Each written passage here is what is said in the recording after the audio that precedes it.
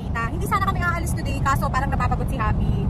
Kaya ayun, sobrang busy ko sana. May ginagawa ako online. Tapos si Happy nag-decide na ano siya lang sa beach. Kasama niya ngayon dito sa Australia, pero malamig pa rin dito. Alam ko sa ibang state, sobrang init na.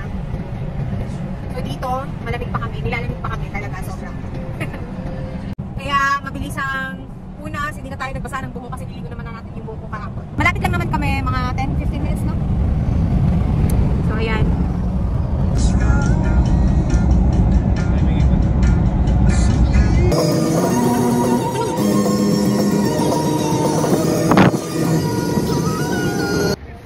Grabe, pero di mamang tugnawa. Pero sila, grabe na kailang tupis-tupis.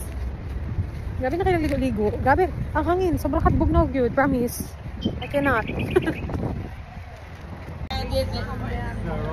So, may competition dito. Surfing.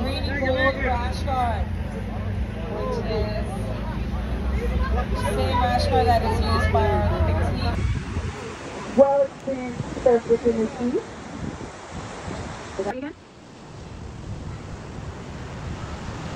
Alright, yellow up and riding. White out, white out. Melanie Johnson on a lovely wave. Nice wall in front of her, cutting back. Trying to take in the whitewater powerhouse. Powerhouse is out to five.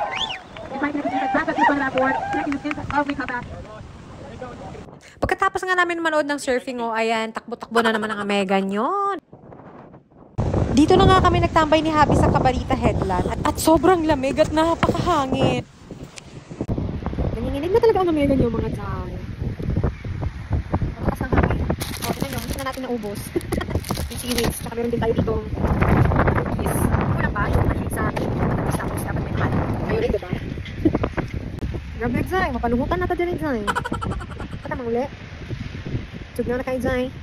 Dami na dito palungot natin, Zay.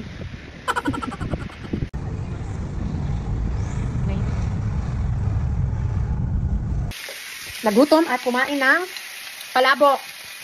So, pag uwi namin ng bahay, sobrang gutom na ang Megan nyo. Buti na lang, meron talaga ako ditong niluto na palabok. Alam nyo ba, wala akong pork, pero ginawan ko pa rin yan ng paraan. Kasi nga, meron naman akong ibang ingredients, kaya ayan. 'Di ba? Solve yung ating gutom.